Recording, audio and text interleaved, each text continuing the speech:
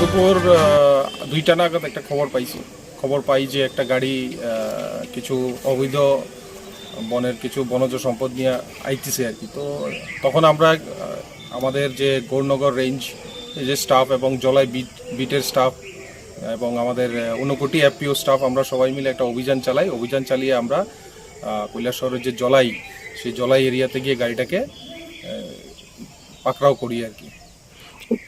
মূলত আমরা কী কী জিনিস পাইছেন? এটার মধ্যে আমরা পাই সবগুলো সেগুনের লগ, যেগুলো ইলিগাল টিক লগ আমরা সিজ করি। আনুমানিক প্রায় 1 কামের কাছাকাছি হবে। এখন আমাদের মেজারমেন্ট চলছে, আমরা ফিগারটা পরে বের করব। মোটামুটি কত টাকা মূল্য হতে পারে?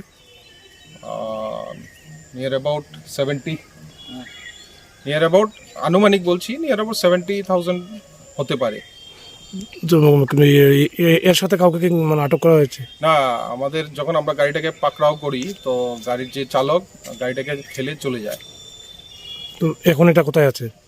এখন এই তো আমরা এই যে সিজ করে নিয়ে আসলাম গাড়িটাকে, আমাদের সেই এফপিও ঊনকোটি এবং গৌরনগরের যে রেঞ্জের স্টাফরা সবাই মিলে অভিযান চালিয়ে যে গাড়িটাকে আমরা সিজ করেছি এখন নিয়ে এলাম আর কি। এবং কৈলাসহর ফরেস্ট অফিসে, হ্যাঁ, আমাদের সাব ডিভিশনাল ফরেস্ট অফিসে আমরা নিয়ে আসি। আর সবচেয়ে গুরুত্বপূর্ণ হচ্ছে গাড়িটা আগেও অবৈধ কাজে লিপ্ত ছিল।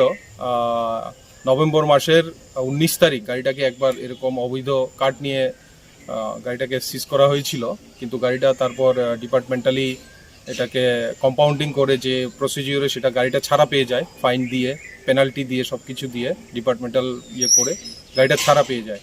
কিন্তু তারপরও এইবার আবার সেই গাড়িটা অবৈধ কাজে লিপ্ত হয়ে যায় এবং আজকে আমরা ধরেছি, মানে এই গাড়িটা দ্বিতীয়বার ধরা পড়ে। মানে এই এত মূল্যবান সেগুন কাঠ নিল, মানে মূলত কি মনে করেন প্রাথমিকভাবে কোথা থেকে আনতে পারে এই কাঠগুলো?